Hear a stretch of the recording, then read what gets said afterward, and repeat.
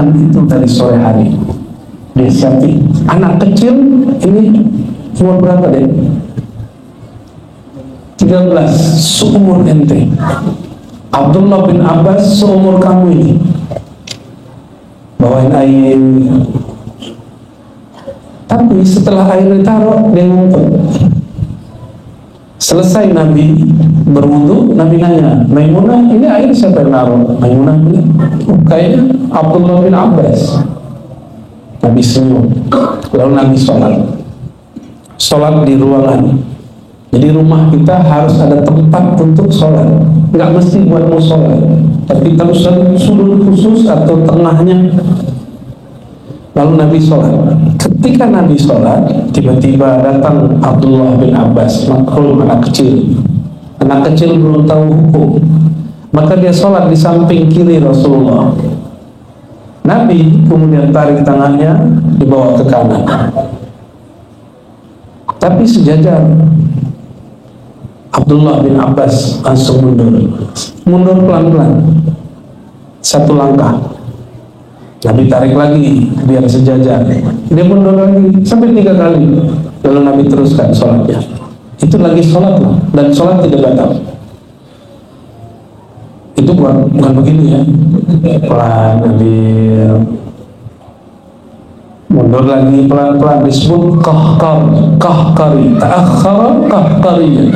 Beliau mundur pelan-pelan karena sedang berhadapan dengan Allah SWT. Selesai sholat, Nabi nanya, ya Ibn Abbas, apa alasanmu? Kenapa engkau selalu mundur ketika aku tarik? Jawaban beliau masih kecil kan? Tidak pantas bagi bocah kecil seperti Abdullah bin Abbas sejajar dengan kekasih Allah. Masih kecil sudah paham. Lalu Nabi SAW masuk ke hadisnya. Hadis riwayat Bukhari, dhammani Rasulullah ila sadri. Nabi dekap aku, ya, ke dadanya. Biasa kan anak kecil, kita gemes, kita peluk-peluk. Kata Rasulullah, Allah ma'alimul kitab. Dalam riwayat lain, Allah mafaqih fid din wa alim al-kitab wa alimul ta'wil. Ya Allah, beri dia faham agama dan ajarkan dia ta'wil. Nabi gemes sama ini anak, kok masih kecil lebih paham dari orang tua. Ini dia Abdullah bin Abbas. Meninggal Rasulullah, umurnya belum sampai 15 tahun, dan dia sudah menjadi ahli tafsir yang lebih pintar dari sahabat-sahabat sendiri.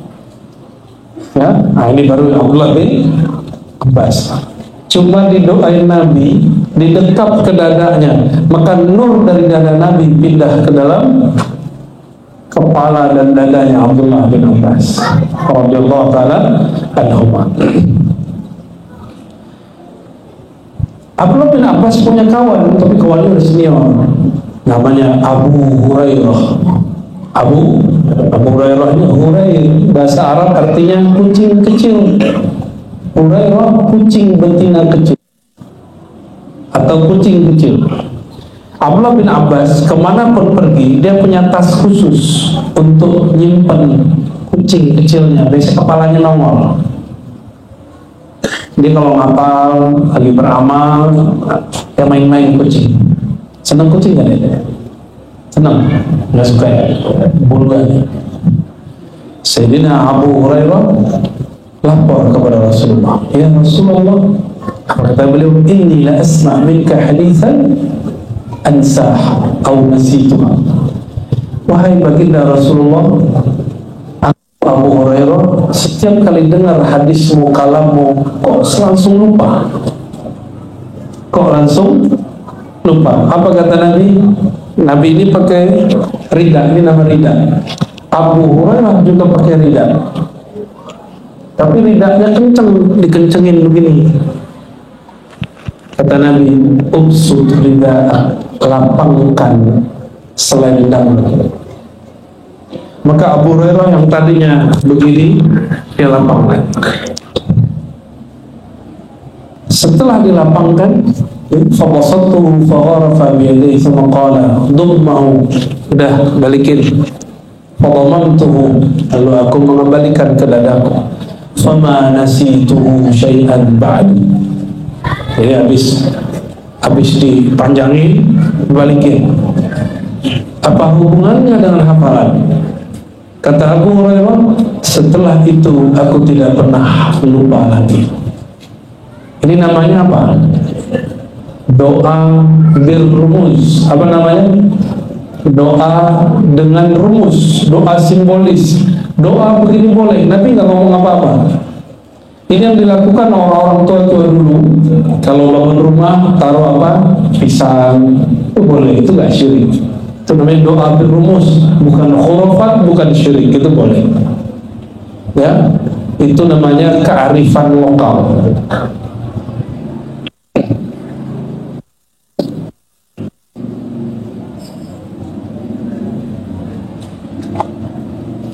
Lalu dalam riwayat lain, Sayyidina Ali yang juga merupakan tidak terlalu tua dibandingkan Abdullah bin Abbas, tapi lebih tua. Ya, masih mudanya 20-an lah. Beda-beda 10 tahun dengan Abdullah bin Abbas. Beliau masih muda, tapi dapat tugas menjadi hakim di Yaman. Apa kata Sayyidina Ali? Ya Rasulullah, ana syabun aqdi bainahum wa la adri man qada. Wahai Rasulullah, saya masih muda, mana mungkin memimpin suatu pengadilan untuk mengurusi orang-orang yang di Yaman. Di Yaman itu yang banyak ahli kitab. Apa yang dilakukan Nabi? Nabi tepuk-tepuk dadanya. Sini coba, tepuk dada itu coba. Allahumma faqihu fid din wa ta'wil, gitu. Ya, ditepuk-tepuk, bahkan lafaznya Allah mahdi qalbahu, ya Allah beri hidayah qalbunya Ali, wasabbit lisanahu, tetapkan lisannya. Semenjak saat itu Sayyidina Ali kalau mimpin, lisannya lancar, hatinya tidak terganggu oleh orang-orang yang nepotisme, orang-orang yang ingin menyogok.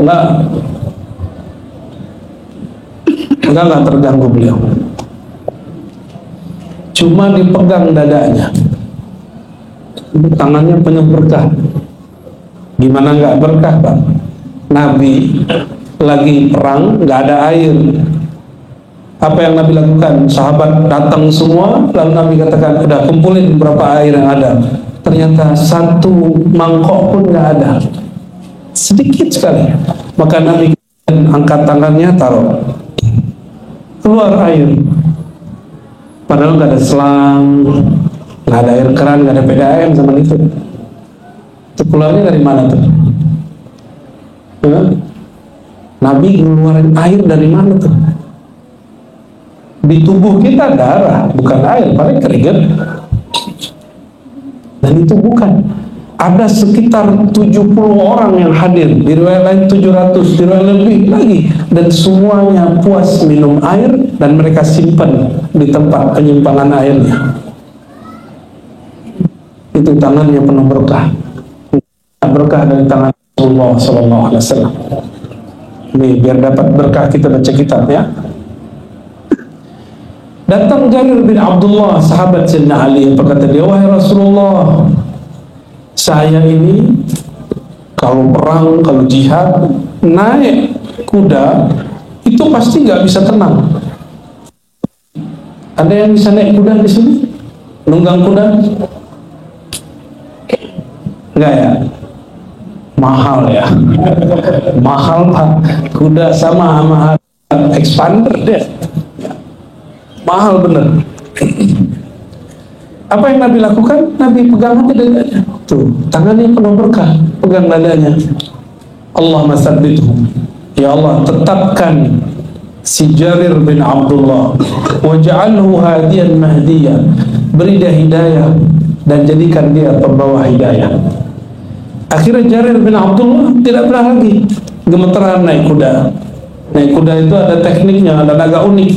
Kita kalau salah-salah dikit bisa jatuh. Bukan malah dibawa kuda, tapi malah diinjek kuda. Ini beberapa keberkahan. Jadi tangan Nabi ini berkah, baru pegang. Oh gitu. Tapi ada yang lucu.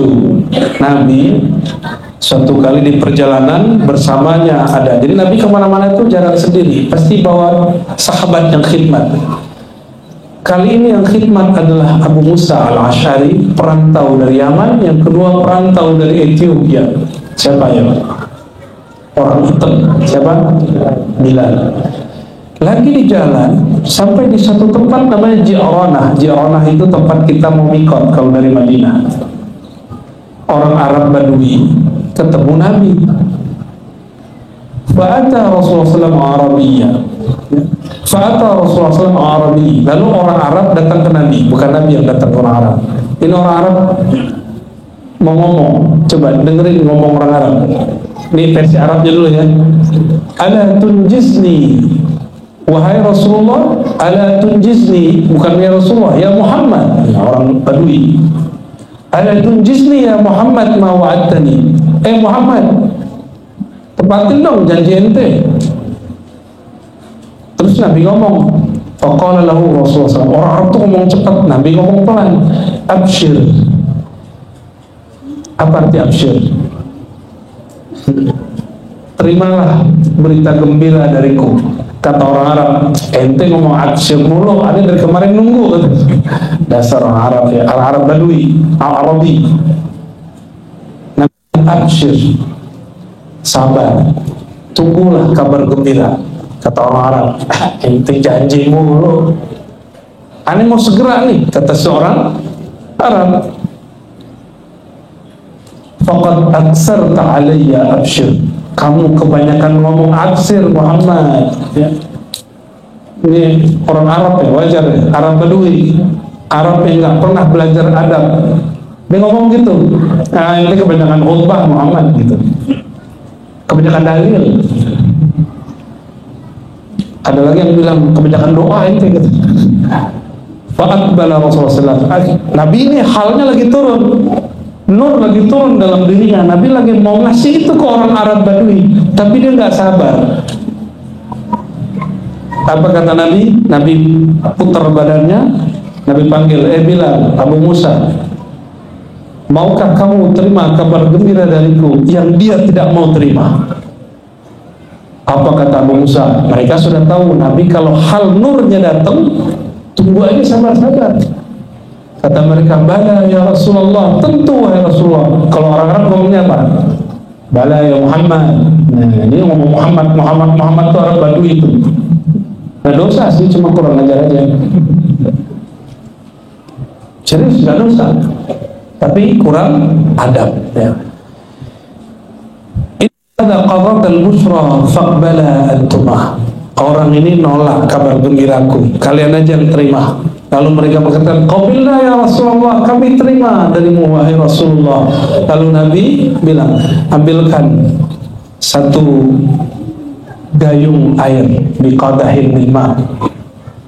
Terus Nabi wudu. Jadi Nabi wudu itu dikit-dikit, nggak kayak kita. Ini coba lihat kalau wudu air keluar banyak, benar nggak? Itu makruh. Antum kalau begitu wudu dengan syaitan. Nama syaitannya walhan. Itu yang bikin kita was-was lagi sholat. Jadi kalau sholat, apalagi negeri kita alhamdulillah banyak air. Coba kalau keluar negeri, di Australia itu pengurus masjid ngeluh sama orang Indonesia, pas Jumatan air kurang kenceng, wudunya bentar doang, tapi yang keluar banyak. Dan orang Indonesia kalau wudu itu basah separuh, karena wudu dikit aja, sedikit. Nah, Nabi wudu, di bawahnya ada tampungan. Faghasala yadayhi wajahu wa majja fi. Ya. Bekas air wudunya, bekas air wudu Nabi ditampung. Kata Nabi, isyraba minhu, minumlah bekas wuduku. Nabi loh ya, kiai nggak masuk. Kiai dosa. Nabi ada dosa nggak? Nggak ada dosa. Beneran nih, kiai nggak boleh. Kiai itu mulai dari ujung ubun-ubun sampai ujung kaki masih ada dosanya. Beda dengan baginda Rasulullah SAW. Beliau dari ujung rambutnya, ujung ubun-ubunnya sampai ujung kakinya semuanya nur cahaya. Jika ada air kena tubuhnya, itu air nyimpen cahaya turun. Maka air mustakmal, air yang dipakai khusus dari Rasulullah itu tahirun mutahharun, bahkan nurun munawwarun, cahaya yang diberi cahaya. Itu air wudu Rasulullah. Apa kata Nabi? Ishrabah, minumlah. Wa afrigha ala wujuhikuma. Lalu ambil airnya, usap muka kalian. Wa ruhurakuma, bagian nuhur, ini nuhur, bagian leher. Wa absyir, itu kabar gembira buat kalian. Siapa orang ini yang kedua? Abu Musa Bilal. Tahu ini setelah ini apa rahasia dia setelah dia usap di sini? Abu Musa dia mewarisi nurnya Nabi Daud. Ketika Nabi jalan-jalan, jadi Nabi itu malam-malam suka belusukan, bukan untuk meminum. Belusukan, tahu sampai di pojok rumah yang ditempati Abu Musa al-Asy'ari. Abu Musa ini orang pekerja, jadi nggak lama nyampe di Madinah langsung bisa beli rumah. Tiba-tiba Nabi berhenti, dengerin suara sayup-sayup indah. Ternyata suara Abu Musa al-Asy'ari. Tengah malam dia nyanyi, indahnya bukan main. Dan menurut saya itu lebih indah dari suara Nabi Daud. Kenapa? Nabi Daud baca Quran, baca Zabur, angin berhenti, hewan berhenti, burung berhenti, bahkan ada burung. Nabi Daud itu baca Quran, baca Zabur, itu bisa nggak makan 2-3 hari. Burung nggak makan 3 hari, mati. Dan burungnya mati, dengerin Zabur. Mazmur kata orang ahli kitab sekarang. Yang berhenti apa kalau Nabi Daud baca Zabur? Yang berhenti Nabi Daud baca Zabur, yang berhenti angin, burung, hewan buas. Itu Nabi Daud. Kalau Abu Musa baca Quran, yang berhenti siapa? Rasulullah SAW. Lebih hebat mana ya? Itulah rahasia tadi. Ambil air diminum, terus diusap ke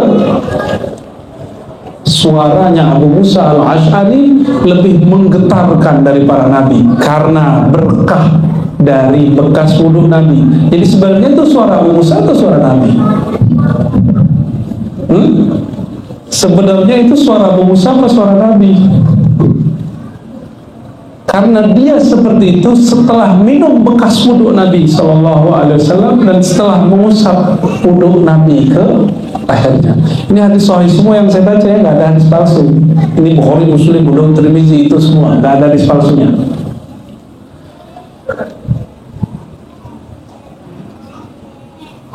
Ada kawan saya kalau baca rawi itu nggak enak suaranya. Tiba-tiba guru kita sedang dapat nur di hatinya, maka dia bilang, kamu sini, lalu diludahin. Sampai hari ini orang tuh kalau baca sholawat itu paling indah menurut saya. Padahal suaranya biasa aja, karena suaranya bersolawat dengan qalbunya. Dalam hadis Ibnu Majah dikatakan orang yang indah suaranya adalah orang yang takut kepada Allah Subhanahu wa ta'ala. Itu baru bekas wudhu Nabi ya, baru bekas wudhu Nabi. Berkah gak? Sahabat satu lagi siapa? Bilal. Tahu Bilal kalau azan yang bergetar bukan hanya bumi tapi sampai ke aras. Jadi azan Bilal ini jika dia mengatakan Allahu Akbar itu bergetar sampai ke aras. Karena Allahu Akbar itu zikirnya malaikat aras. Zikirnya malaikat aras. Dan ternyata Nabi Adam sudah mendengarkan azan semenjak di surga, persis seperti azan yang kita baca sekarang. Dan ajaibnya azan ini tidak pernah berhenti sekarang di bumi, sebagaimana dulu tidak pernah berhenti di aras Allah. Sekarang per detik, per menit ada yang azan di bumi. Ya itu sebenarnya terjemahan yang di sana. Dan umat yang paling banyak berazan itu umat Nabi Muhammad sallallahu alaihi wasallam.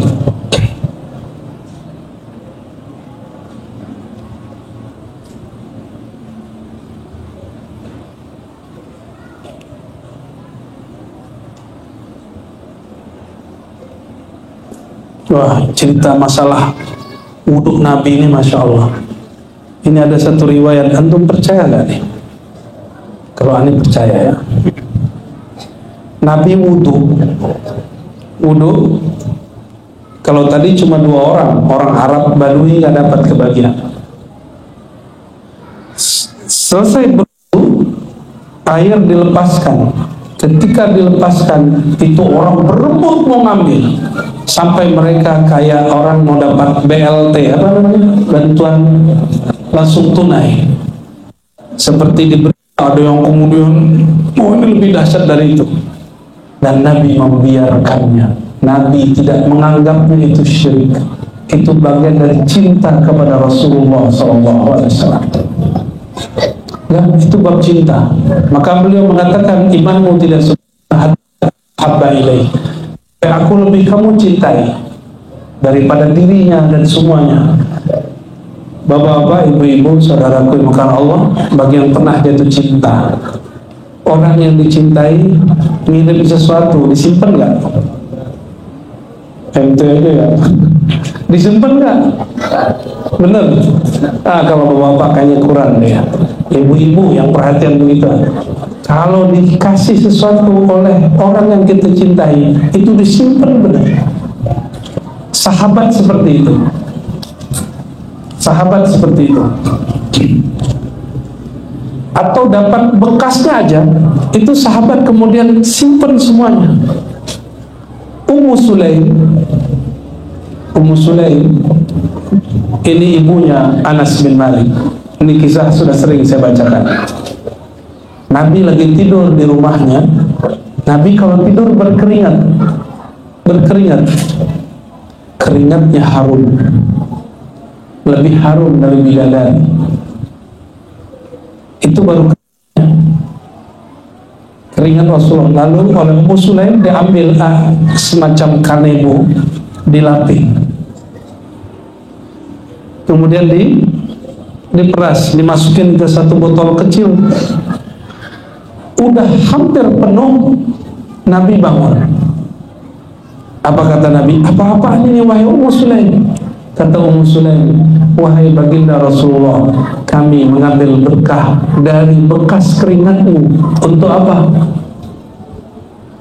Untuk parfum keluarga kami. Keringat Nabi jadi parfum. Masuk akal nggak? Masuk akal. Bukan keringat antum yang makan jengkol sama pete. Nabi jangankan jengkol sama pete, bawang pun nggak berani makan. Ada bau sedikit Nabi nggak makan. Kata Rasulullah SAW, sahabatku dari langit tidak suka. Siapa sahabat beliau dari langit? Jibril alaihis salam. Jibril, para malaikat nggak suka. Karena kita bukan sahabatnya Jibril, boleh makan pete. Itu dalilnya.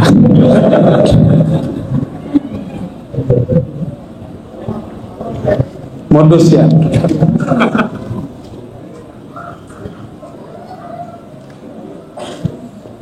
Apa kata Abu Juhaifah? Ra'aitu qubbatan hamra min adam ajid li Rasulullah sallallahu alaihi wasallam wa ra'aitu Bilal bi wudu'ihi. Ini pendek cerita. Bilal bawa bekas wudu Nabi, liusibbahu, untuk dibagi-bagikan kepada manusia. Itu Nabi nyuruh. Fabtadarahu nas, lalu banyak orang datang mengurumi Bilal bin Rabah. Faman akhadha minhu syai'an tamassaha bi, yang dapat ngambil dia gini-giniin mukanya. Kalau ada kelompok ekstrim hidup di zaman Rasulullah, mungkin dia bilang Muhammad musyrik. Untuk mereka nggak hidup di zaman Rasulullah. Apalagi kata beliau, jika ada yang nggak dapat, nggak dapat kebagian. Maka dia ambil tangan sahabatnya, dia bilang, "Nggak, mana tanganmu?" Begini ke mukanya, atau minimal diingin ke tangannya. Ini namanya tabarruk. Apa namanya? Mengambil berkah Rasulullah Sallallahu Alaihi Wasallam. Apakah Nabi suruh begitu? Enggak. Lalu tiba-tiba Nabi keluar. Nabi lihat orang kok berebut. Lalu Nabi bertanya, "Ma hamalakum ala ma fa'altum?" Apa-apaan kalian kok begini? Kok jadi ramai? Jawaban mereka, "Hubbullah wa rasuluh." Hubbullah wa rasuli. Kami cinta kepada Allah dan Rasulnya. Jadi cinta kepada Allah dan Rasul tidak hanya ittiba seperti yang diklaim sekelompok orang hari ini. Ittiba aja, ikutin aja syariatnya, ikutin aja ajarannya. Oke, salah satu ajarannya adalah mencintai bekasnya. Bukan hanya sholat, bukan hanya zakat, bukan hanya gaya celana, gaya baju, serban, bukan hanya itu, tapi bekas-bekasnya pun harus dicintai. Sallallahu Alaihi Wasallam. Lalu Nabi lihat begitu, Nabi kemudian sempurnakan. Jika betul kalian cinta kepadaku, fa'addu idza tumintum. Kalau kalian nanti dapat amanah, jadi siapapun yang dapat berkah wudu nanti dapat amanah, tunaikan amanah. Wasdiqu idza haddatstum. Supaya keberkahan itu tidak batal dalam diri kalian, jika bicara, bicaralah yang benar. Berarti keberkahan itu bisa batal. Bisa, kalau dia tidak amanah, bicara khianat, bicaranya bohong. Wa ahsinu jiwara man jawarakum. Nah, ini paling penting. Berbuat baiklah kepada orang sekitar kalian. Ya. Nabi Muhammad SAW didatangi oleh seorang sahabat perempuan. Sahabat perempuan ini adalah bibi dari sahabat bernama Sa'id bin Yazid. Siapa namanya? Sa'id bin Yazid. Coba dihafalin deh. Sa'id ngantuk ya, didongengin ngantuk. Sa'id bin Yazid. Faqalat, lalu bibinya ngomong, "Ya Rasulullah, inna ibna ukhti." Anak saudariku, adekku, kata bibinya, punya anak. Waj'un, perut sakit, yang sakit si Sa'id. Famasaha Rasulullah SAW. Jadi dulu tante-tante, bibi-bibi itu nggak hanya ngurusin anaknya, dia juga ngurusin anak saudaranya. Dibawa ke Rasulullah. Sa'id ini sakit perut. Kata bibinya, "Wahai Rasulullah, ini ponakanku sakit perut, tolong doain." Lalu Rasulullah SAW masaha ra'si, dipegang-pegang kepala Sa'id. Wada'ali bil barakah, lalu mendoakan keberkahan bagiku. Wa tawadda'a, lalu Nabi wudu. Fasyaribtu min wudu'ihi, lalu aku minum dari bekas wudunya. Sembuh langsung Sa'id. Semenjak saat itu Sa'id nggak pernah lagi sakit perut. Kalau bekas saya besok sakit perut juga itu. Tapi kalau bekas Rasulullah nggak pernah sakit perut lagi.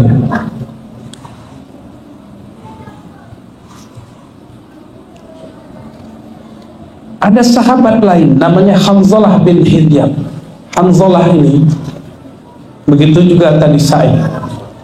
Sa'id tadi dipegang kepalanya, Hanzalah juga dipegang kepalanya. Ini Hanzalah yang lain, bukan Hanzalah yang meninggal dalam jihad. Orang-orang yang dipegang oleh Rasulullah kepalanya, rambutnya pernah berubah sampai mati. Maka Sa'id kata Atha ini adalah budak yang dimerdekakan beliau dan jadi muridnya. Ra'aitu maulai Sa'id ibn Yazid lahyatuhu bayda wa ra'suhu aswad. Aku melihat tuanku, majikanku, namanya Sa'id bin Yazid, yang waktu kecilnya dipegang kepalanya oleh Rasulullah. Kepalanya diberkahi Allah, tidak ada ubannya, tapi di jenggotnya ada ubannya. Ada orang begitu, jenggotnya udah banyak uban, rambutnya nggak ada ubannya. Ini berkah tangan Nabi ngenai.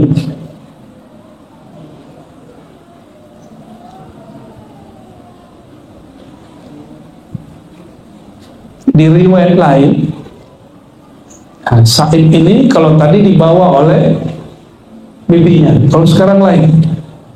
Sa'ib lagi main bersama teman-temannya. Nabi lewat, Nabi baca Assalamualaikum. Biasa anak kecil kalau kita sapa, apakah semua menjawab? Yang jawab cuma Sa'ib. Berarti ini kejadian kedua. Nabi tanya, man anta? Kamu siapa namanya? Dijawab, ana Sa'ib ya Rasulullah. Lalu Nabi pegang kepalanya, didoain. Ya, fa wada'a yadahu ala ra'si faqala barakallahu fik, semoga Allah memberkahimu.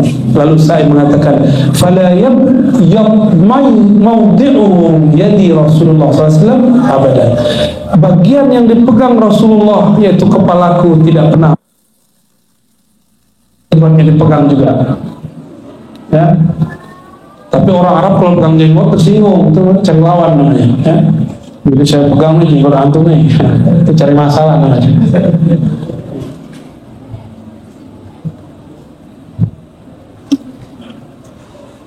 Ini cerita keberkahan Rasulullah SAW. Ya. Ini baru tangan Nabi, belum darah Nabi. Belum lagi Nabi meludah, Nabi ngeluarin dahak, semuanya berkah. Pendek cerita, Nabi Muhammad SAW, itulah yang disebut di dalam doa-doa kita sahibul barakah, yang punya banyak berkah. Kata beliau, jika engkau mendengarkan azan, maka bacalah doa. Apa doa pada azan? Apa doanya? Allahumma rabbaha hadhihi da'wati tammah wa salatil ati Muhammadanil wasilata wal fadilah. Wasilah ati Muhammad, berikanlah sang Muhammad wasilah. Wasilah itu artinya perantara. Itu makom paling dekat, posisi paling dekat dengan arasy Allah. Nabi Muhammad SAW yang kita bacakan itulah tempatnya nanti di akhirat. Siapa yang membaca doa ini dan dia mati dalam keadaan husnul khotimah, orang ini akan dapat syafaat di hari akhirat. Bagian akhir oleh-olehnya di kitab ini tentang doa. Mau dengar doa-doa Nabi? Baik, untuk kita amalkan ya. Doaun Nabi sallallahu alaihi wasallam. Doa yang paling sering dibaca Nabi,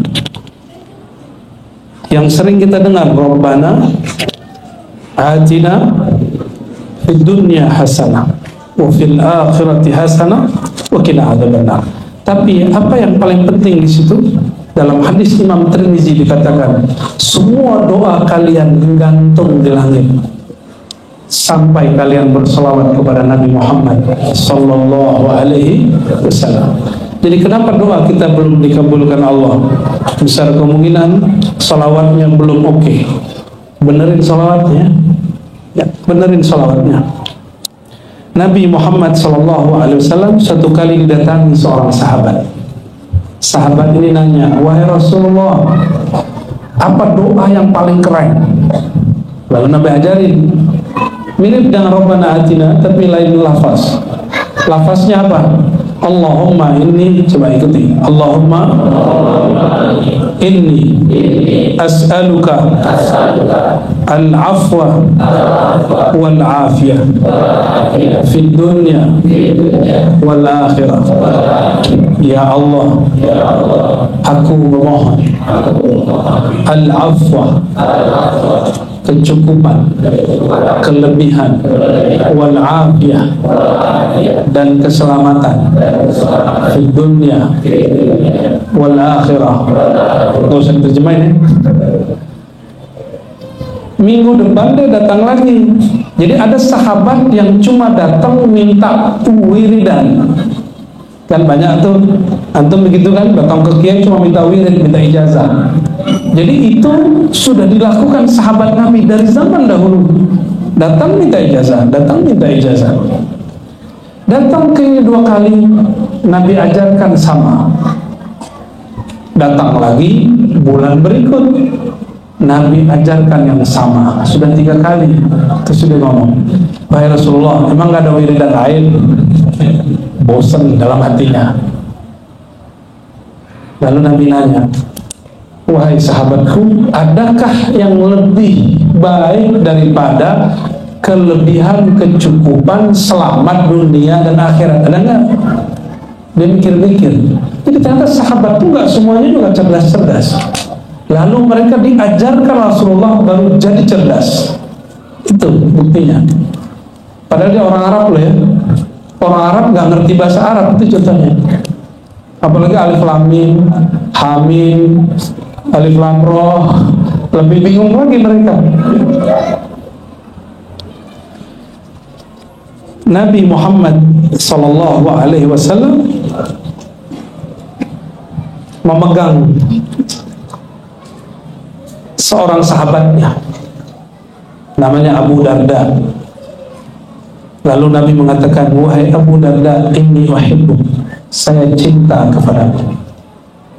Karena saya cinta kepadamu, tolong bacakanlah. Ini Nabi kalau cinta nggak ngasih duit. Nabi nggak punya banyak duit, duitnya udah bagi-bagi banyak untuk fakir miskin. Orang-orang yang dekat dengan Rasulullah, mereka nggak minta duit dari Rasulullah. Orang-orang dekat Rasulullah yang diminta makanan rohani, bukan makanan perut. Ya, tapi ada orang kalau ketemu Rasul minta makan. Ada Arab Badui, ya. Kalau antum Arab Badui, begitu aja mana Nabi ya. Sholawat, doa, ya Allah kayakan aku. Tuh boleh sih, tapi Badui. Nabi SAW nggak begitu. Apa kata Nabi? Abu Darda, aku sayang kepadamu. Tolong baca setiap akhir sholat atau selesai sholat, Allahumma a'inni ala zikrika wa syukrika wa husni ibadatik. Apa makna doanya? Allahumma a'inni, ya Allah bantu aku menyebut namamu. Bantu aku berarti menyebut nama Nabi, menyebut nama Allah, itu bantuan dari Allah Subhanahu wa ta'ala. Jika ada orang, mohon maaf, dekat masjid, dekat pesantren, tapi gak tersentuh ke masjid, dia belum dapat bantuan dari Allah SWT. Bantuan di sini bahasa Arabnya inayah, bahasa doanya a'inni, ya Allah inayahkan aku, bantu aku menyebut namamu. Orang kalau dapat bantuan, maka dia akan mudah melangkah ke masjid. Dia nggak akan terganggu kalau ada orang ngaji di masjid. Itu kalau dapat bantuan. Maka kalau ada tetangga kita belum nyaman dengan suara-suara masjid atau belum terbantu untuk zikir, kita doakan dia, bukan kita bilang ente munafik. Gak begitu dakwahnya, ya. Allahumma a'inni ala dzikrika wa syukrika wa husni ibadatik. Nabi nggak ngajarin Muaz atau Abu Darda kaya. Doa pertamanya tadi apa? Ya Allah bantu aku menyebut namamu. Yang kedua, wa syukrika, bantu aku mensyukuri engkau. Bukan syukur nikmat, tapi mensyukuri engkau. Itu makom yang lebih tinggi. Kita tambah syukur kalau nikmat bertambah. Tapi Nabi kasih hadiah kepada Abu Darda, wahai Abu Darda, katakan wa syukrika, ya Allah bantu aku mensyukurimu, berterima kasih kepadamu. Apa makna kata syukur? Kalau syukur kita minta, berarti ada asbabnya. Apa asbab dan syukur? Diberi nikmat, diberi kecukupan. Maka Abu Darda sampai meninggalnya Allah cukupkan hidupnya walaupun tidak minta kaya. Jadi Nabi nggak ngajarin ya Allah beri aku harta yang banyak. Yang diajarin apa? ujung dari harta yang banyak apa? Syukur. Yang diajarin Nabi syukur, bukan kaya. Syukur bukan kaya. Itu sama dengan doa minta kaya. Minta kayanya atau minta syukurnya? Yang benar mana? Mau ala Nabi atau ala orang Arab Badui? Kalau ala Nabi, katakan wa syukrika, jangan minta kerjaan, tadi kasih kerjaan capek. Jangan minta kaya, jaganya capek. Jangan minta gagah, ntar banyak yang mau, rempong. Laku keras. Nabi Yusuf tuh rempong tuh.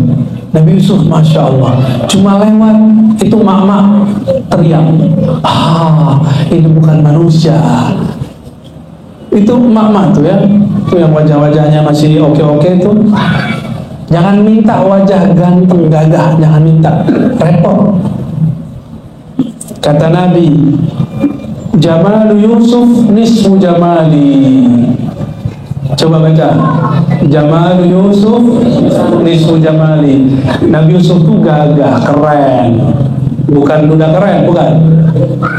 Tapi gagahnya Nabi Yusuf baru separuh dari kegagahanku.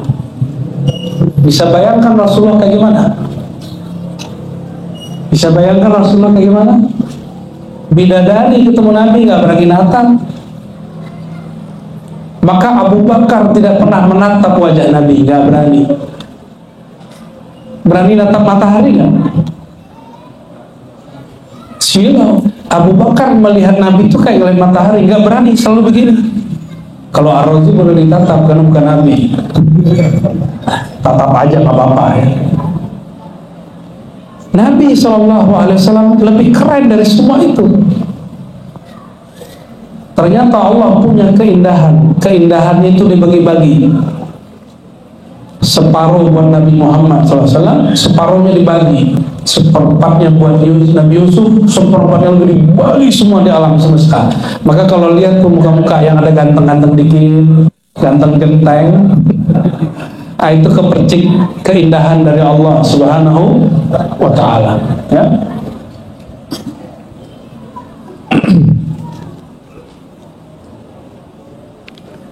Kita baca bagian yang lain sedikit saja.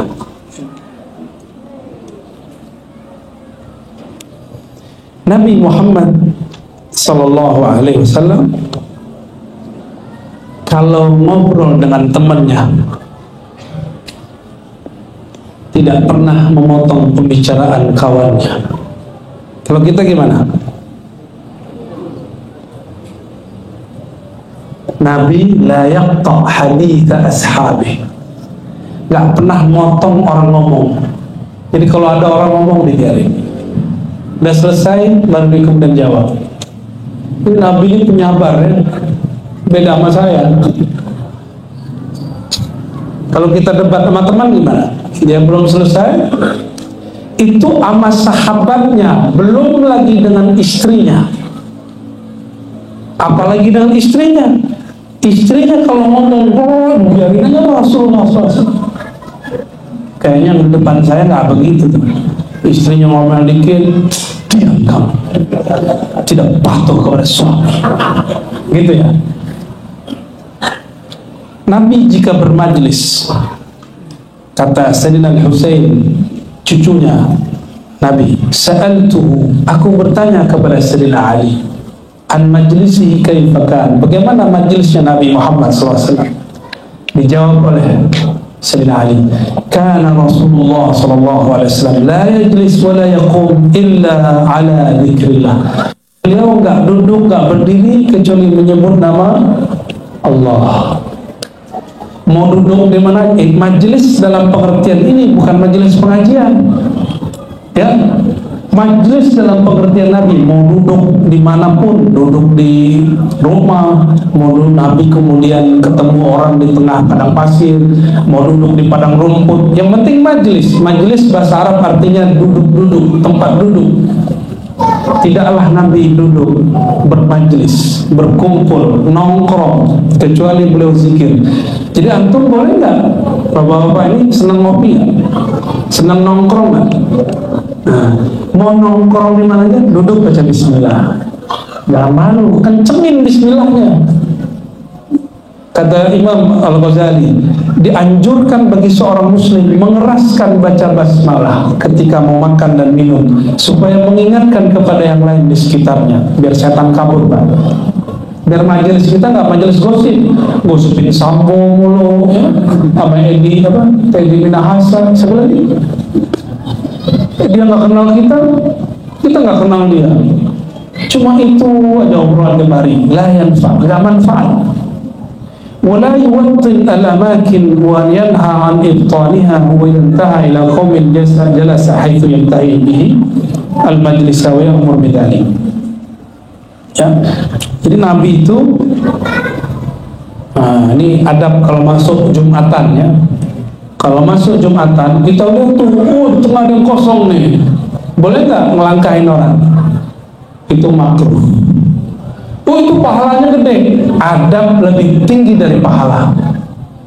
Adab lebih tinggi daripada pahala, dan itu makruh, Nabi larang. Maka kalau kita bermajelis sedapatnya, dapatnya di pojok, dapat di tengah, yang ada kosong dan ada jalan. Kalau nggak ada jalan, jangan langkahin orang, kecuali kita mau jadi khatib, pintu samping ditutup. Boleh nggak? Boleh.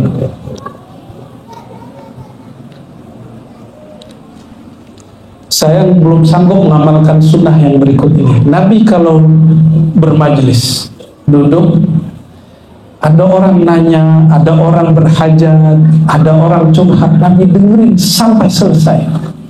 Saya belum sanggup mengamalkan itu. Jadi Nabi ini tempat curhat, mulai dari Abu Bakar, Umar, Utsman, semuanya. Tapi Abu Bakar sudah nggak berani curhat lagi. Ketemu Nabi, masalah semuanya selesai. Ya. Tapi ada orang yang datang ke Nabi, curhatnya nggak berkualitas, ada juga. Ya. Ada yang curhatnya cuma masalah lapar, ada yang curhat cuma masalah haus. Ya, tapi lumayan lah, dia masih curhat kepada Rasulullah SAW. Sabarahu hatta yakuna huwa munsharif. Nabi kalau ada orang datang ngobrol, ngajak cerita, beliau tidak akan berdiri sampai orangnya selesai. Coba kalau Nabi begitu di zaman ini, Pak, kayaknya Nabi nggak tahu, sanggup juga nggak? Karena banyak orang curhat. Sekarang mukanya bermasalah semua nih. Ada masalah semua di pikirannya. Nabi akhirnya mempunyai time. Jadi Nabi punya time khusus mimpi. Ada subuh, itu orang-orang datang menceritakan mimpi. Subuhnya itu orang mimpi, Nabiku dengerin semua. Sanggup nggak jadi Nabi? Saya nggak sanggup jadi Nabi. Dengerin mimpi orang. Nabi datang ke Madinah. Waktu datang ke Madinah, ini masjid belum begini, Pak. Ini sebenarnya udah bagus, walaupun bangun lagi yang gede, ya. Nabi ketika sampai di Madinah, beliau Shallallahu Alaihi Wasallam ingin ada cara ngumpulin orang. Lalu para sahabat punya usul, wahai Rasulullah, kita pakai rebana aja, pakai terbangan. Satu lagi pakai lonceng, satu lagi pakai apa tuh namanya yang kalau orang meninggal tuh dipukul-pukul, beduk apa? Ya, gitu deh ya. Rasulullah SAW bilang, tunggu, saya nggak mau sama dengan umat yang lain. Tiba-tiba datanglah dua orang sahabat, satu Abdullah bin Zaid, satu Umar. Abdullah bin Zaid pertama ngomong, apa kata dia? Wahai Rasulullah, malam tadi aku bermimpi datang dua malaikat lalu mengajarkan aku cara mengumpulkan orang. Nabi tanya, coba baca apa yang diajarkan. Nabi ingin konfirmasi yang didengar di arah sama nggak dengan Abdullah bin Zaid. Ternyata sama. Nabi nggak mau cara mengumpulkan sahabat dari dirinya sendiri, tapi juga ilhamnya turun ke sahabat. Kata Umar, wahai Rasulullah, aku bermimpi yang sama. Maka dia ajarkanlah ini, kata Rasulullah, wahai Abdullah bin Zaid, suaramu tidak begitu kuat. ajarkan Bilal, suaranya indah. Yang tadi habis minum bekas wudhu Nabi dan habis ngusap lehernya. Benar dia azan itu suaranya indah. Madinah itu karena dulu belum ada TV, belum ada radio, belum ada handphone, belum ada orang apa namanya kalau lagi hajatan tuh ya tua gede-gede gitu, belum ada, sehingga tidak ada namanya polusi suara. Kalau azan Bilal di sini berapa kilo ke sana masih kedengaran suaranya, sayup-sayup kedengaran. Itu Sayyidina Bilal, dan suaranya mirip dengan yang di Aras, ya, dan suaranya baru indah setelah minum air Nabi Muhammad sallallahu alaihi wasallam.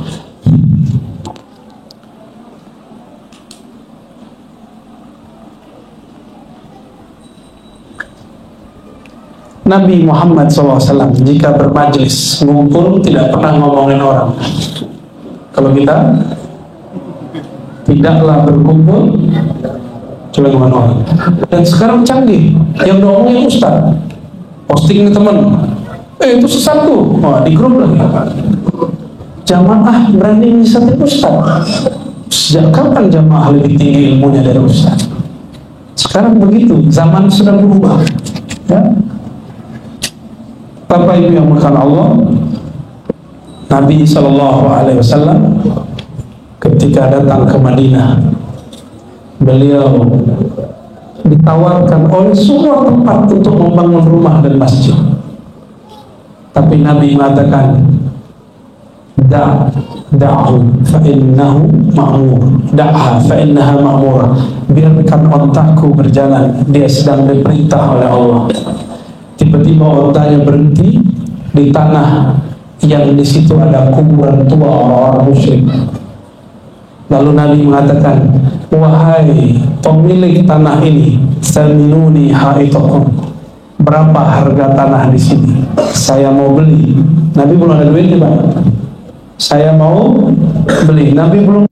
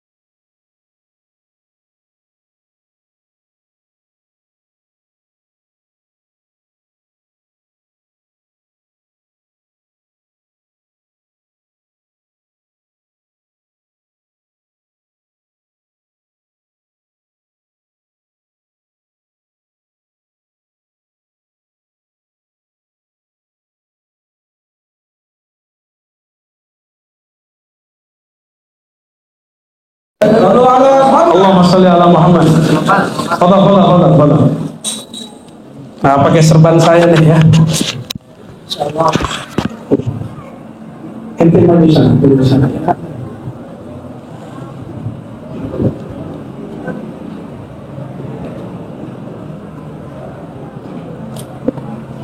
Allahumma sholli ala sayyidina Muhammad. Allahumma sholli ala sayyidina.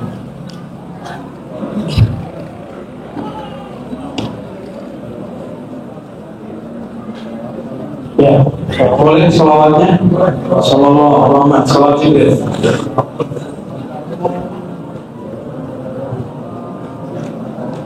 Langsung lisan Sallallahu alaihi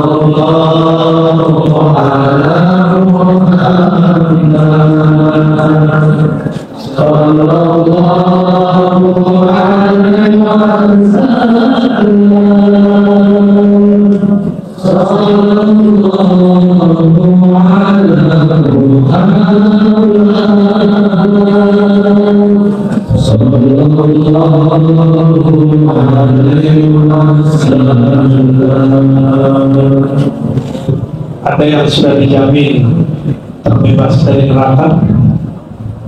Ada? Belum? Termasuk saya. Ya. Ini hadis penutup yang mau saya sampaikan. Ya. Nabi SAW berkata, apa kata beliau? Ittaqunnar, hendaklah engkau buat antaramu dan neraka hijab, penghalang, wiqayah. Boleh lagi? Nggak ada isinya. Ittaqunnar, takutlah terhadap neraka, walau bisyikki tamrah, meskipun hanya beberapa buah kurma. Maka siapa yang berwakaf bersedekah siang ini, kalau belum bawa ATM, pakai ATM aja Pak ya. Ya. Dan saya katakan ini bukan ria, insya Allah honor saya kasih buat masjid. Ya, jadi jangan kasih honor ke saya ya. Ntar honornya langsung masuk ke dana pengeluaran masjid. Dan semoga nanti ada nyusul orang yang ingin memanggar dirinya dari neraka dengan cara apa? Bangun tempat orang ibadah. Itu yang paling luar biasa. Ya. Nabi SAW itu mengabarkan kalau di surga itu ada istana dan istana yang paling luar biasa yang langsung Allah bangun. Kalimatnya banallah. Beda dengan tasbih, subhanallah, subhanallah. Nabi mengatakan subhanallah bihamdi subhanallah syajaratul fil jannah. Kamu kata subhanallah bihamdi subhanallah azim, itu satu pohon di surga. Lain dengan taman masjid. Dalam hadis dikatakan, man bana masjidan, siapa yang bangun masjid, maka banallahu lahu baitan fil jannah, Allah langsung bangun. Gak sembarangan ya hadis, disering dengar kan, bahkan di benar ada, tapi orang gak lihat efek kalimat di situ. Ini Allah yang langsung bangun. Jika satu subhanallah tercipta pohon, tapi kalau antum bangun masjid, bangun pesantren, apa yang terjadi? Allah membangunkan. Jika Allah yang membangunkan rumah, saya mau tanya, orang paling kaya Indonesia siapa? Yang muslim. Siapa yang punya Carrefour itu? Masih dia yang paling kaya. Khairul Tanjung. Kalau dia bikin rumahnya kira-kira gimana? Bagus atau biasa? Oke. Orang Cina paling kaya Indonesia siapa? Dia kalau batuk doang rumahnya harga 10 M di BSO. Batuk doang kan? Yang punya sinar mas udah meninggal kan? Gimana kira-kira? Itu baru orang Sultan BSD, baru Sultan Indonesia. Ini pemilik langit dan bumi ngomong, banallahu lahu baitan fil jannah, Allah bangunkan rumah baginya. Maka saya nggak mau menerjemahkan rumah, Allah bangunkan istana mewah baginya di surga. Mau dibangunkan? Dan jangan tunggu-tunggu lagi ya. Habis ini kalau memang nggak bawa duit, kirim pakai. Ya, saya berharap semoga akhir tahun sudah mulai progres lebih banyak. Amin Rabbal. Untuk semua yang hadir, wabil khusus semua yang bersedekah berwakaf, kita doakan semoga Allah berkahi keluarganya, berkahi hartanya. Sedekah cuma 1000 dapat doa berkah. Allah berkahi keluarganya, Allah berkahi pasangannya, Allah berkahi anak keturunannya, Allah berkahi kerjaannya, Allah berkahi batin dan qalbunya. Allahumma barik lana wa lahum bi barakati nabiyina Muhammad sallallahu alaihi wasallam. Ya Allah, berkahi mereka semua yang berwakaf, yang hadir siang ini dengan keberkahan Nabi Muhammad sallallahu alaihi wasallam. Allah la takhayyib raja'ana wa raja'ahum. Ya Allah, dengan menyebut nama-nama kekasih-Mu, maka jangan jadikan harapan kami kosong ya Allah. Jangan jadikan harapan kami putus ya Allah. Allahumma bni lana baitan fil jannah. Ya Allah, bangunkan istana bagi kami di surga, istana yang buat kami dapat bertemu baginda Nabi Muhammad sallallahu alaihi wasallam. Allahumma arzuqna ru'yatahu fid darain ya Allah. Meskipun mata kami tidak pantas memandangnya, tapi anugerahilah kami bertemu Rasulullah sallallahu alaihi wasallam. Ya Rasulullah, ya Sayyidi ya Rasulullah, uballigh laka salami wa tahiyyati. Terimalah salam cinta, salam rindu dari kami, umat engkau, umat Nabi Muhammad sallallahu alaihi wasallam. Al-Fatihah.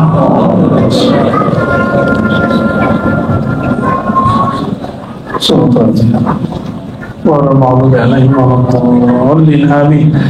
Demikian dari saya, semoga bermanfaat, semoga maulid ini penuh keberkahan, yang hadir dapat keberkahan, yang menyelenggarakan dapat keberkahan. Subhanakallahumma wa bihamdika, asyhadu an la ilaha illa anta.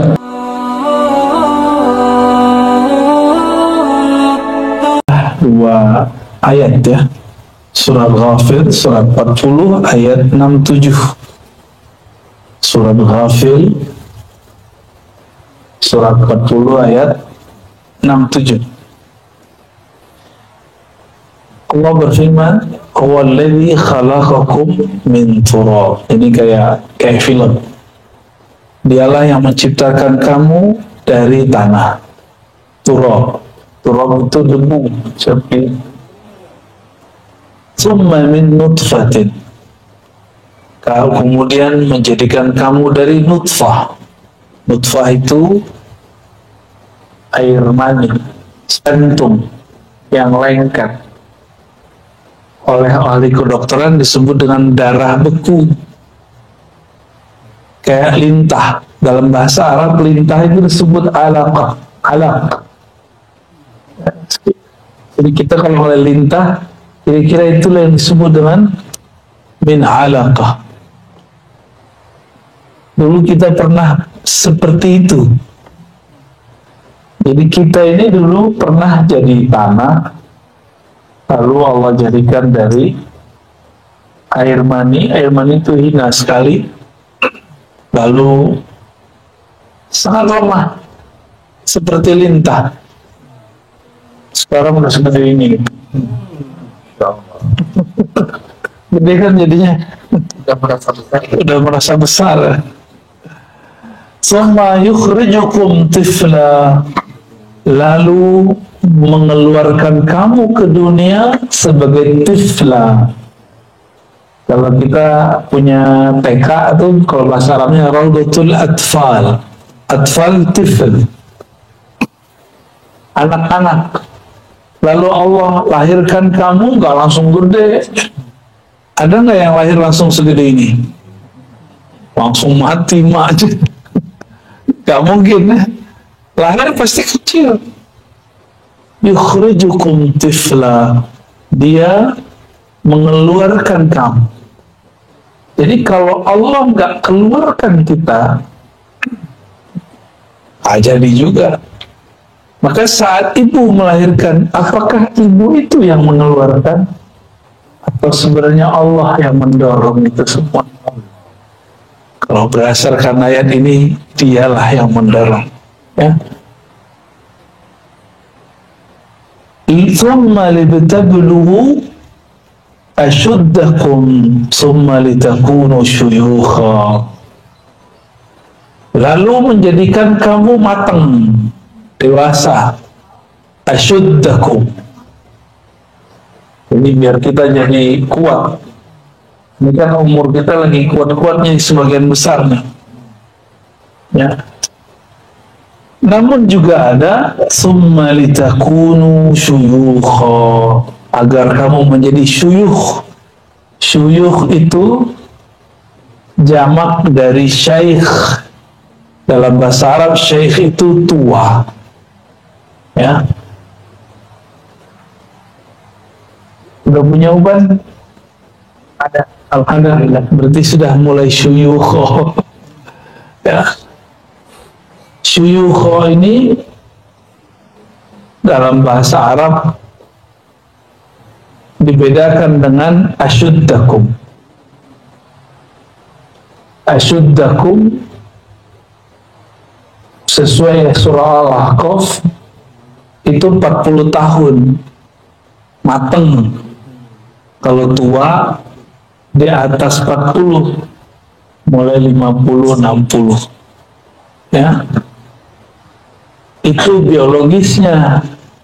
Ada orang yang udah tua secara biologis, tapi belum matang secara psikis, secara spiritual. Ya. Ini kan cuma fisik doang. Kalau kita kuliahnya tinggi, akalnya matang, ruhnya belum tentu matang. Ya. Untuk kematangan spiritual, nggak ada sekolahnya yang formal. Dia ada sekolahnya tapi tidak formal. Ya, informal.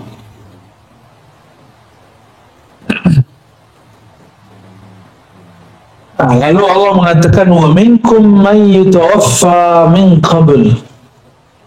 Di antara kamu man yutawaffa, ada yang diwafatkan min qablu, sebelum tua atau sebelum matang, sebelum 40 atau sebelum 50 60. Benar ya?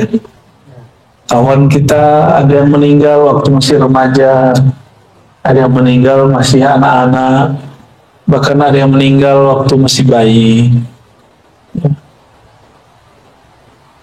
Kawan saya sekelas habis merantau dari apa namanya itu, daerah Pelabuhan Ratu, Sukabumi, pulang-pulang mati.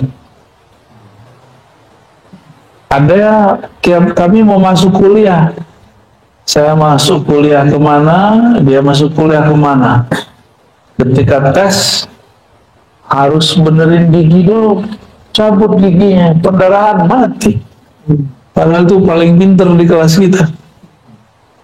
Kalau ceramah suaranya kayak Kiai Zainuddin. Ada yang meninggal sesaat sebelum skripsi.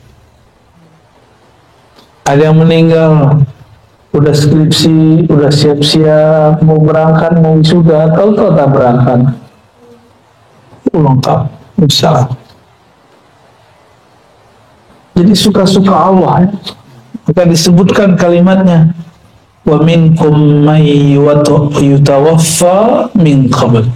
Di antara kamu ada yang disempurnakan rezeki hidupnya. Maka wafat bahasa Arab itu artinya wafaur rizq, disempurnakan, dihabiskan rezeki fisiknya. Itu disebut dengan wafat. Di wafat itu bukan bahasa Indonesia, wafat itu bahasa Arab. Ya, wafa, ya, aufu bil uqud, sempurnakanlah janjimu, transaksimu. Nah, yutawaffa yang disempurnakan, yang dilengkapkan. Apa yang dilengkapkan? Yang dicukupkan rezekinya. Jadi nggak usah khawatir masalah rezeki. Kata Nabi SAW, la yamutanna ahadukum, tidaklah kamu mati hatta yustawfa rizquh, sampai rezekinya disempurnakan. Ya. Sampai rezekinya itu habis. Artinya apa? Sebenarnya tidak ada orang akan ketukar rezeki. Nggak ada. Kalau paham bab begini, ada nggak iri dengki? Nggak ada. Takut nggak mati? Ngapain takut lagi? Emang udah bagiannya, udah jatahnya. Ya, udah jatahnya.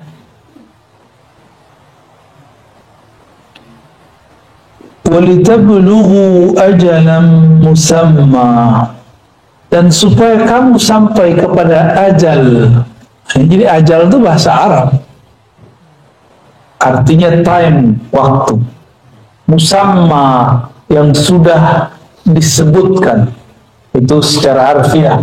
Musamma juga berarti yang sudah ditinggikan. Maka umur itu ada umur biologis, ada umur akal, ada umur kolbu, ada umur ruh. Itu beda-beda. Umur fisik ya itulah. Sekarang berapa Ustaz umurnya? 41. Jujur sekali Ustaz. Alhamdulillah. Udah matang. Udah matang. Udah kayak apa, telur digoreng matang. Belum suyuh, aman. Apa dengan 40? 40 itu ya umur matang. Orang sudah mulai berpikir, saya sudah tua ya. Saya udah lama juga ya hidup. Mau ngapain lagi hidup? Ada orang sebelum umur fisiknya 40, dia sudah mikir begitu. Saya buat apa ya hidup di sini? Umurnya masih 13 tahun, masih 15 tahun, masih 21 tahun. Nah, orang-orang begini, dia sudah 40 tahun secara kolbu sebelum fisiknya. Kalau 40 tahun akal ya kemampuan intelektual, kemampuan kematangan akal pikiran. Ya pasti beda lah orang yang kuliahnya S1, S2, S3. Tapi itu baru normatif. Banyak kok orang yang S3 tapi nggak mateng juga banyak. Jadi jangan tertipu oleh gelar-gelar ya. Itu kan cuma formalitas. Udah lihat belum sarjana itu pengen dihargai kesarjanaannya. Gue loh doktor, gue loh magister, saya lah sarjana. Oh, banyak yang begitu. Ternyata kerjaan dia nggak sesuai dengan gelarnya, tapi masih pengen dihargai gelarnya. Oh, banyak yang begitu. Dia sedang menjadi bukan dirinya sendiri. Umurnya kolbu adalah kematangan dalam melakukan zikrullah. Karena zikir kolbu itu membuat seseorang tenang.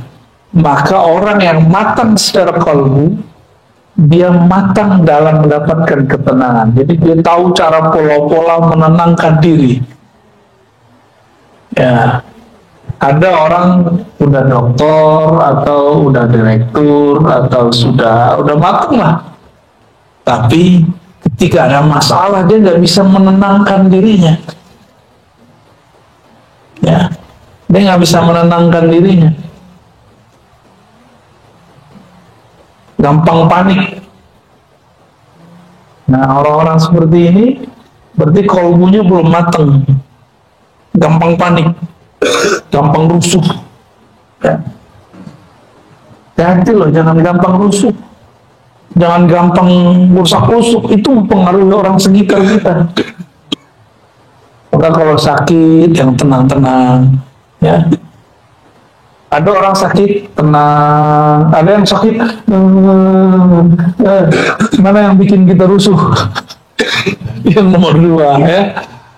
Penyakitnya biasa tapi ekspresinya berlebihan, ya. Itu maksudnya saya sendiri, ya. Kita kalau demam senangnya begitu.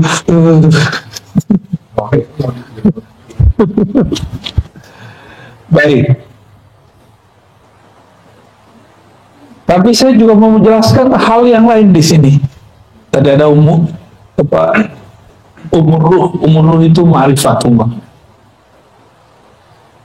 Ajal musamma, ajal waktu musamma yang sudah dinaikkan.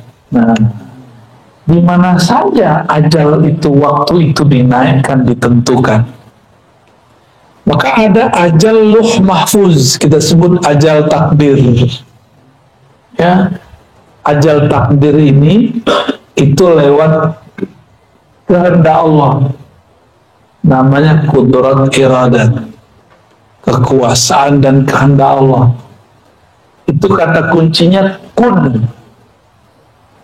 Hendaklah engkau menjadi ada, maka jadilah ia ada.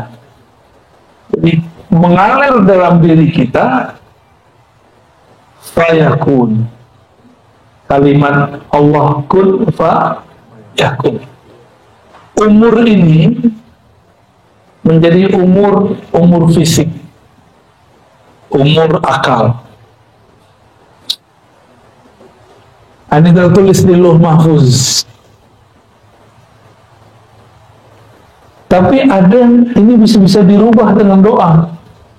Geser dikit aja. Atau hujan. Ada namanya doa mengalihkan hujan. Kalau bahasa kita mah pawang. Pawang itu nggak horor-horor amat. Rasulullah itu ahli pawang hujan. Ya. Bukan hanya menjauhin hujan, datengin hujan juga. Jadi suatu kali ada orang datang kepada Rasulullah SAW. Apa kata mereka? Wahai Rasulullah, kami pacaklik, tolong doakan hujan. Hadis Sahih Bukhari Muslim. Nabi lagi khutbah, maka Nabi langsung angkat doa. Ya Allah, turunkan hujan. Benar, hujan gak berhenti-berhenti. Kan dia doanya begitu. Coba kalau dia doa, ya Rasulullah, doakan turun hujan yang bermanfaat bagi kami. Nah, itu beda tuh. Ini mintanya, ya Rasulullah, tolong doakan turun hujan yang banyak untuk kami. Dia turun Pak, nggak berhenti-berhenti. Ini Nabi doa lagi Jumatan. Jadi hari Jumat langsung jadi istisqa. Hujan turun seminggu. Kira-kira kalau tuh hujan nggak berhenti selama seminggu, apa yang terjadi? Banjar, banjiru, kebanjiran. Pasar baru banjir itu. Maka datanglah utusan yang tadi kepada Rasulullah mengatakan, wahai Rasulullah, banjir. Akhirnya kami lagi Jumatan, ini ridanya tadi dipakai di kanan, sekarang dipindah ke kiri. Ini simbol. Jadi doa itu kadang ada simbol-simbolnya. Ke hari Jumat pertama dari tanah kanan ke kiri, sekarang dibalik dari kiri ke kanan. Allahumma hawalaina wa la alaina. Ya Allah, itu pawang tuh, alihkan hujan dari kami. Hujannya bukan berarti hujannya nggak ada, hujannya pindah. Takdir hujannya turun, iya, tapi dia beralih, gitu aja bedanya. Dia beralih ke hutan, ke padang pasir. Kan? Nah, takdir kita itu bisa digeser, tapi nggak bisa hilang.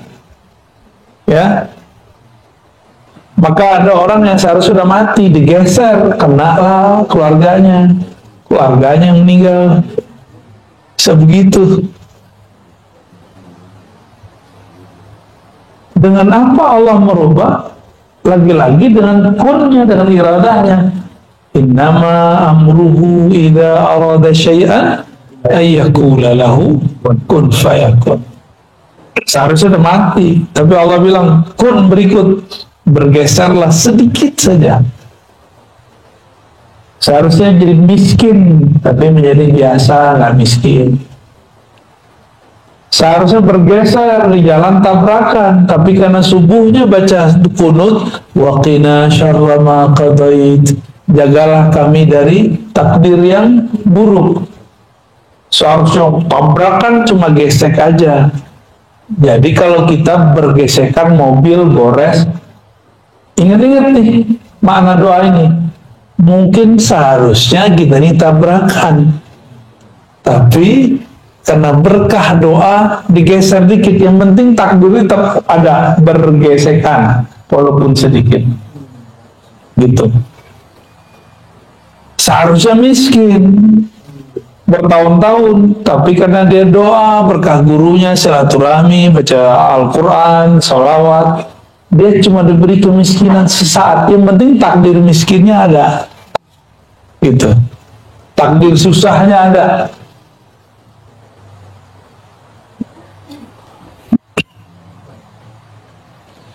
Ini takdir boleh disebut takdir luh mahfuz. Apa artinya luh mahfuz? Luh mahfuz, luh artinya papan. Tapi bukan papan ya, tempatnya luh, lembaran atau tempat menulis takdir-takdir manusia, dan itu mahfuz. Itu dijaga langsung oleh Allah. Kalau bukan Allah yang merubah, dia nggak berubah. Ya,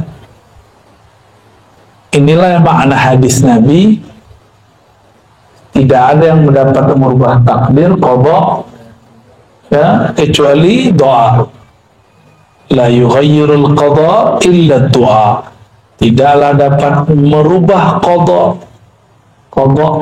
kehendak, ketetapan Allah, kecuali doa. Pertanyaannya, doa itu siapa yang menetapkan? Jadi saya bisa doa, takdir juga nggak? Tuh, jadi jangan sok dulu ngomong, kalau nggak doa gua nih gak jadi nih. Saya kan pernah cerita tuh, dulu kita naik bus, di samping saya ini, saya di tengah-tengah. Ketika kita malam-malam, saya lagi tidur, tiba-tiba pas pertigaan ada truk hantam samping kiri, pas di samping saya, di Jawa Tengah tuh. Akhirnya bus kita bergeser gitu, gitu. Berhenti. Untung nggak oleng. Tiba-tiba ada seorang ibu-ibu nyeletuk depan. Kalau bukan karena saya sholawat, ini bus pasti hancur. Oh, GR dia. Banyak orang-orang GR di dunia, ya. Cuma karena zikir-zikir dia yang cetek itu, dia merasa karena zikirku. Jangan-jangan kita ini merasa sukses karena cuma baca surah Al-Waqiah. Ya, jangan-jangan kita merasa sukses karena sholawat-sholawat kita yang belum tentu diterima itu, yang belum tentu tulus. Jangan-jangan, ya.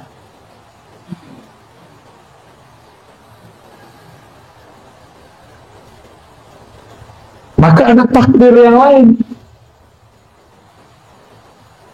Umur umat Nabi Muhammad, kata Nabi, umur ummati ma baina 60 ila 70. Umur umatku hanya antara 60 sampai 70. Ini hadis sahih ini. Maaf nih Pak Haji Koko, udah berapa Pak? 68. Tuh udah bonus sudah. Udah banyak bonus Bapak. 8 dulu sekelas ya. 68, antum 41 dat. Jauh, ya. Ada lebih bawah lagi tuh. 68 berarti sudah 2 tahun doang kena pandemi ya, selebihnya 66 tahun tidak ada virus pandemi. Cuma kadang-kadang orang seumur Bapak ini di luar sana, karena hanya pandemi, itu ngeluhnya nggak tanggung-tanggung, seakan-akan 60-an tahun yang lalu, itu susah terus. Cuma karena 2 tahun ini. Betapa manusia gampang melupakan jasa-jasa Allah Subhanahu wa Ta'ala. Ya. Tadi ada takdir luh mahfuz, geser dikit dengan iradah. Geser dikit dengan apa? Ya kun lagi. Maka kun itu ada 2. Kun, kafnya itu dalam ilmu huruf diartikan kamal, kesempurnaan. Nun ini bisa kesempurnaan nur, bisa kesempurnaan nar. Ya, kamalun nar, kamalun nur. Nurnya menjadi malaikat rahmat, narnya jadi malaikat Azazil. Ya, malaikat Azazil ini mantan jenderal di surga. Dulu dia pemimpin di surga, tapi dipecat. Kalau ibarat kata orang, jenderal pensiunan, ya purnawirawan. Nah itu si Azazil itu purnawirawan malaikat. Dia pernah mimpin di surga. Dia pernah mimpin di surga. Dulu ada malaikat datang. Karena malaikat dikasih bocoran luh mahfuz. Bocorannya apa? Akan ada sekelompok malaikat belot. Malaikat-malaikat yang datang ini merasa takut. Takut kalau ini kelompok mereka. Jadi malaikat itu ada fam-famnya.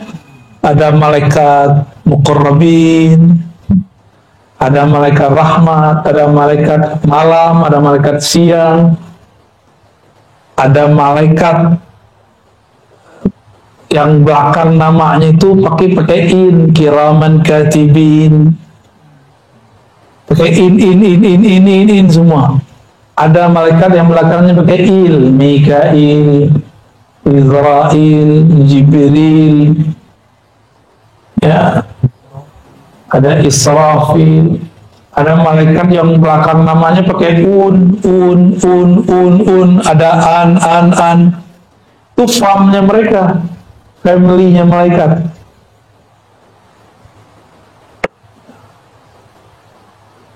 Nah, malaikat-malaikat ini datang kepada jenderalnya malaikat zaman itu, panglimanya, pemimpinnya,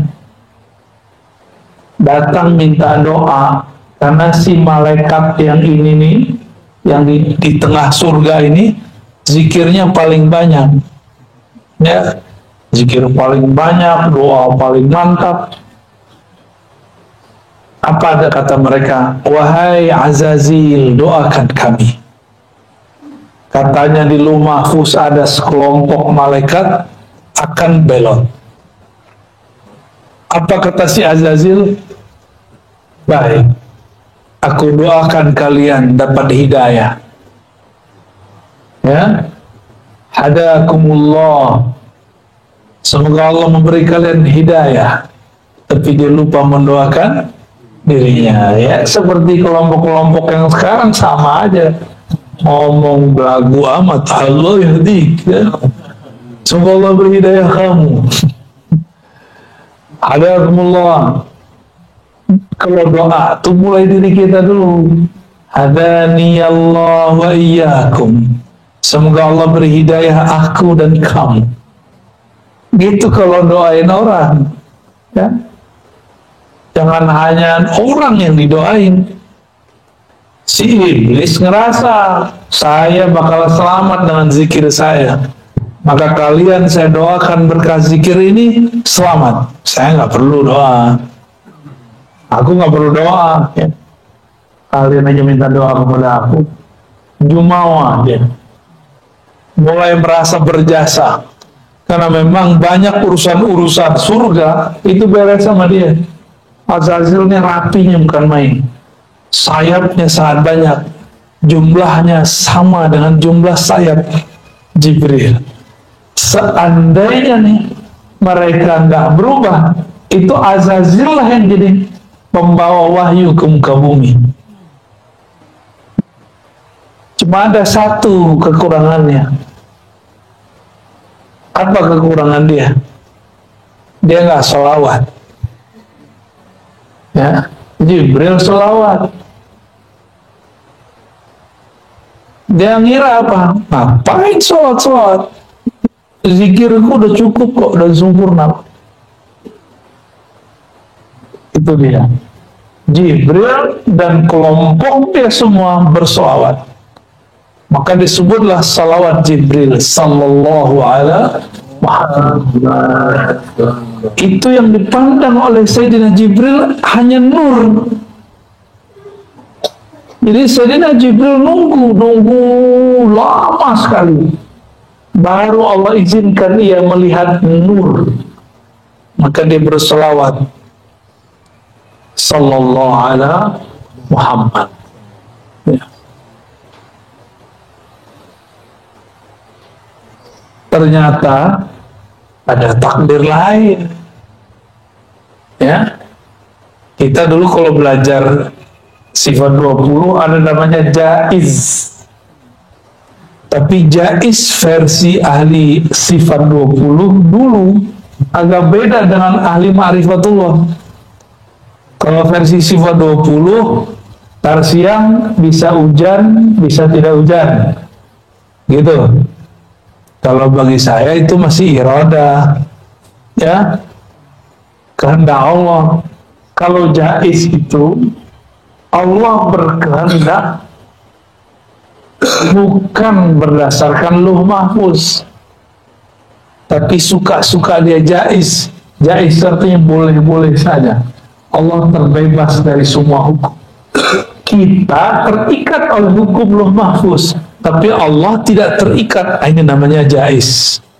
Allah suka-suka aja. Yaghfiru liman yasha. Ya. Allah kalau mau diampuni kita semua. Kalau mau yu'adzib, Allah siksa semua. Ada orang seharusnya udah mati, tapi dia mengemban tugas-tugas dari Allah. Nabi Daud, dia harusnya udah meninggal umur 30-an. Nabi Adam ini kan diajarkan ilmu asma, salah satunya nama-nama orang yang mati, yang hidup dari umatnya. Kita ini sudah ada semua namanya sama Nabi Adam. Nabi Adam kemudian melihat ada keturunannya seorang nabi, kalau umurnya dipanjangkan 30 tahun lagi pasti sukses, ngalahin seorang raja yang zalim, namanya Daud. Daud ini aslinya umur 30 udah mati. Nabi Daud. Apa kata Nabi Adam? Ya Rob, ini keturunanku. Jadi takdir itu kan ada dua cabangnya. Selalu begitu. Jadi takdir dua cabangnya. Takdir mati, takdir hidup. Takdir baik, takdir buruk. Begitulah terus. Nabi Adam melihat takdir dia kok mengarah ke yang buruk, mati. Jadi ilmu takdir itu ada dalam ilmu asma yang dimiliki oleh Sayyidina Adam, yang mana iblis pun gak punya ilmu itu, Azazil gak punya ilmu itu. Akhirnya Sayyidina Adam mengatakan, ya Rabb, aku punya 30 tahun, umurku sudah terlalu panjang, tolong serahkan ini untuk keturunanku, namanya Daud. Jadi Nabi Adam itu laki-laki tapi feminin. Benar nggak? Ini anak nih kepleset masuk kolam, yang terjun turun itu ibunya, bapaknya mana gitu doang. Itu kejadian Pak ya, waktu saya main-main ke tempat rekreasi itu ada kolam. Kolamnya bukan kolam sih, air terjun, terus ada air genangan di situ, anak-anak pada mandi. Salah satu dari pengunjung bawa anak-anaknya kecebur. Ada suaminya, ada istrinya, bapak ibunya. Ibunya yang nggak bisa berenang masuk ke dalam. Ya tambah repot. Tapi namanya dia ngelihat anaknya, dia langsung turun. Suaminya, buka baju dulu ya, repot. Seharusnya kan dia langsung masuk. Naruh handphone dulu, ya salam. Udah kelelep tuh anak. Dia masih pakai logika akalnya, rasionya. Kalau seorang ibu kan enggak. Nabi Adam itu bapak iya, ibu iya. Sayyidatuna Hawa, Siti Hawa, emaknya siapa? Nabi Adam. Bapaknya siapa? Nabi Adam. Jadi Nabi Adam itu emak iya, bapak iya, secara tugas. Secara kelamin ya laki-laki. Begitu Nabi Adam. Jadi beliau ini nabi yang maskulin tapi punya sifat feminin. Keibuannya itu ada. Maka dia serahkan umurnya sebagian untuk Nabi Daud. Ketika sudah di bumi, Nabi Adam sudah lama juga ya, hampir 1000 tahun di bumi. Datanglah kawannya Israel, kan temenan nih mereka nih ya. Biasanya Israel kalau mau cabut nyawa lapor dulu, bro Adam, anak keturunanmu mau cabut dulu nih, lihat dulu namanya. Oh ya sudah. Itu Nabi Adam didatangin oleh Israel. Israel udah lama nggak datang, udah kerja sendiri aja. Tiba-tiba Israel bilang, Adam, udah habis nih, udah habis. Udah end, udah habis waktumu. Kata Nabi Adam, yang sembarangan, saya masih punya jatah 30 tahun lagi. Kata Israel, dan di catatanku udah habis, udah nggak ada, umur sekian ada mati. Nabi Adam ngotot, enggak, umur saya masih 30 tahun lagi. Maka Israel baliklah kepada Allah, nanya, ya Rabb, ini gimana ceritanya? Ini SK main-main kayaknya nih. SK nggak beres nih. Ngadu kepada Allah, Allah bilang, itu Adam lupa, kasih tahu dia, ingetin dia. Lupa apaan? Dulu dia pernah memberikan umurnya 30 tahun untuk keturunannya Daud. Nabi Daudnya belum lahir secara fisik, tapi sudah ada namanya di Lauh Mahfuz. Jalan takdirnya sudah ada. Dua jalan takdirnya, mati atau lanjut. Nabi Adam gunakan hak jaiznya sebagai hamba Allah, karena Allah punya hak jaiz yang sangat sempurna. Nah, nabi-nabi ini diberikan sebagian-sebagian.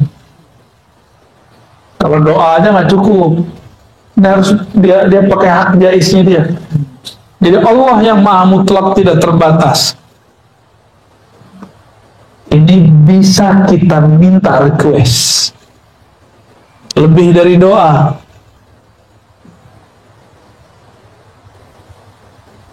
Diingatkan dari Adam, dulu kamu di surga, kamu mengatakan 30 tahun umurku diberikan kepada Daud.